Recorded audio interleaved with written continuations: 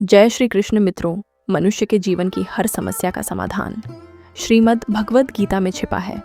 गीता वह सागर है जिसमें प्रेरणा, शांति और ज्ञान की अनगिनत लहरें उठती हैं। जो व्यक्ति निराश हो चुका है, गीता उसे नई आशा, नई दिशा और नया जीवन देती है। मुझे पूरा विश्वास है कि जब आप इस वीडियो को अंत तक सुनेंगे और इसके शब्दों को शांत मन से समझेंगे, तो न केवल आपके मन को अद्भुत शांति मिलेगी, बल्कि आपके विचारों और जीवन दोनों में एक सकारात्मक परिवर्तन अवश्य आएगा।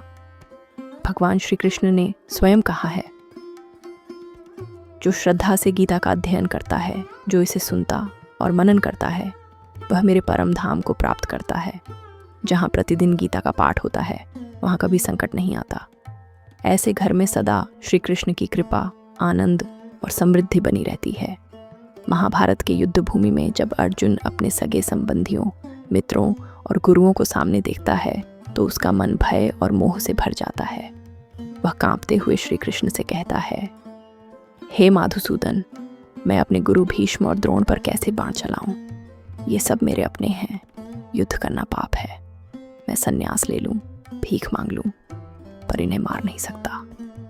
अर्जुन का मन द्वंद्व में डूब जाता है, और तब श्री कृष्ण मुस्कुराते हैं और संसार को वह दिव्य ज्ञान देते हैं जिसे आज हम श्रीमद् भगवद गीता के नाम से जानते हैं।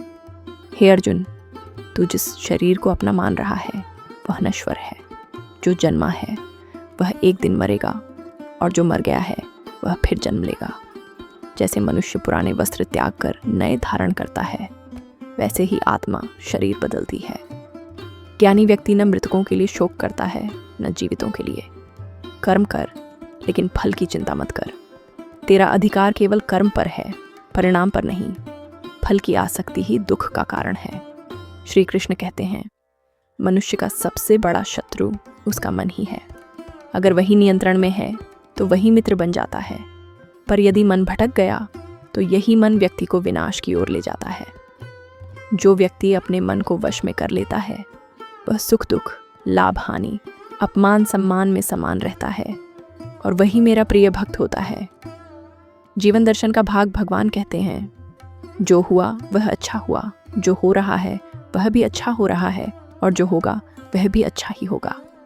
तू क्या लेकर आया था जो तू खो देगा? जो लिया यहीं से लिया, और जो दिया यहीं दिया। क्यों व्यर्थ शोक करता है? परिवर्तन ही संसार का नियम है। मनुष्य का मूल्य उसके कर्मों से होता है, जन्म से नहीं। जो अपने कर्म में आनंद पाता है, वही सिद्धि प्राप्त करता है। कृष्ण यह भी समझाते हैं, क्रोध वह द्वार है जो मनुष्य को नरक की ओर ले जाता है। क्रोध से बुद्धि नष्ट होती है, और बुद्धि के बिना विवेक नहीं रहता।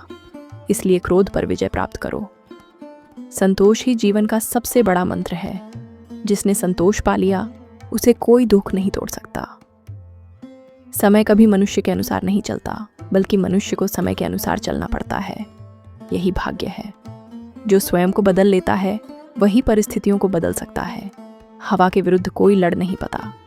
जीवन में जब भी भक्ति रस का अनुभव होने लगे, तो समझ लो कि भगवान ने तुम्हें चुन लिया है।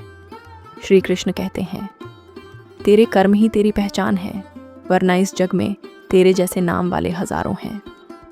संसार तुझे क्या कहता है, इससे फर्क नहीं पड़ता, क्योंकि जो तुझे समझता है उसे तेरी सफाई की ज़रूरत नहीं, और जो नहीं समझता वह तेरी बातों से भी नहीं समझेगा।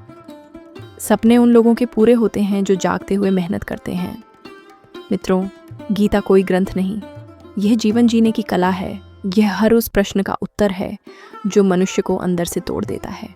इसलिए सुबह और रात प्रतिदिन भगवद गीता के सार को अवश्य सुने, क्योंकि जहाँ गीता है वहाँ श्री कृष्ण है, और जहाँ श्री कृष्ण है वहाँ कभी अंधकार नहीं रहता।